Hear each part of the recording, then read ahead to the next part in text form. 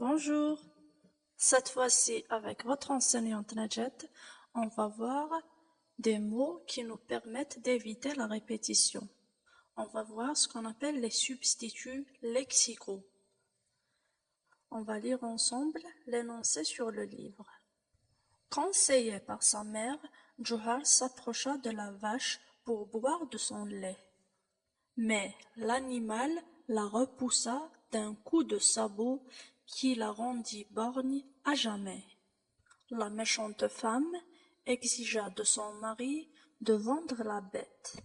Mais personne ne voulut l'acheter et privait ainsi les pauvres enfants de son lait. La marâtre trouva une autre solution. Voilà. De quel conte on a extrait ce passage? On l'a extrait du conte La vache des orphelins. Donc c'est le début du conte. Voilà, donc on raconte que dans le passé, il y avait une femme qui avait deux enfants, un garçon et une fille. Un jour, cette femme est tombée malade et quelques jours après, elle est morte. Elle a laissé derrière elle une vache pour ses enfants. Le père des enfants s'est remarié plus tard avec une méchante femme. Cette femme avait une fille qui s'appelait Johar. Et ces deux-là essayaient souvent de priver les enfants du lait de la vache. Voilà, j'ai expliqué un petit peu cet extrait. Quels sont maintenant les personnages de ce conte? Donc, il y a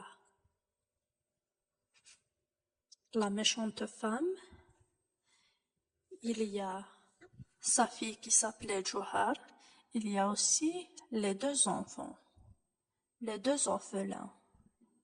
Qu'est-ce que la mère de Johar a conseillé à sa fille?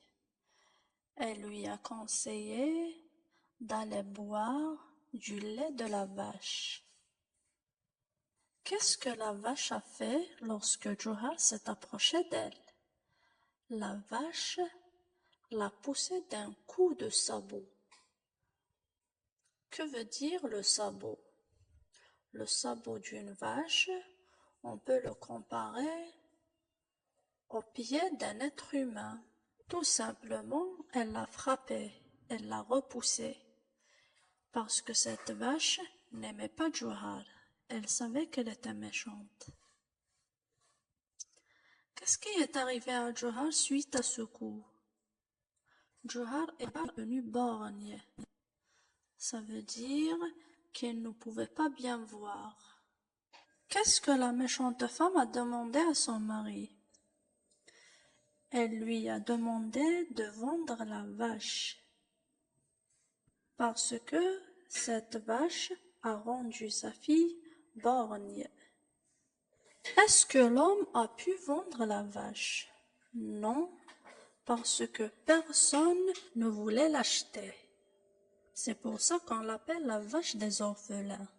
Voilà donc, pour les personnages de ce conte, on a dit qu'il y a les deux orphelins, Johar et sa méchante mère.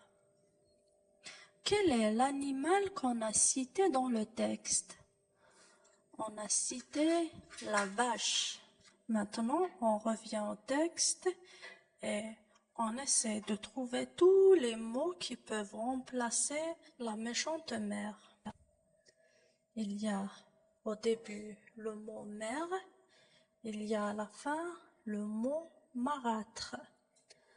Marâtre veut dire que c'est une mauvaise mère, parce qu'elle ne prend pas soin des deux orphelins.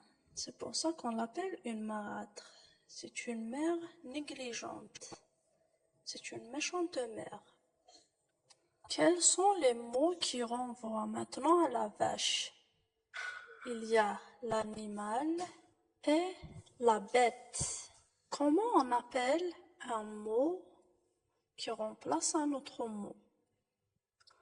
On les appelle des synonymes. Comment on peut les appeler des substituts lexicaux? Quel est leur rôle? Leur rôle, c'est d'éviter la répétition d'un même mot.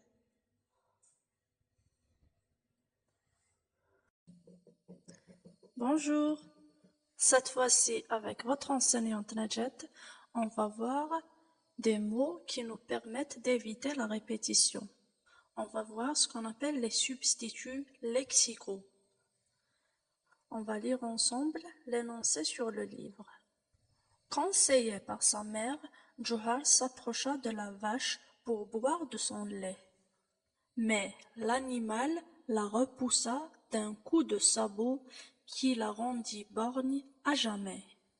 La méchante femme exigea de son mari de vendre la bête.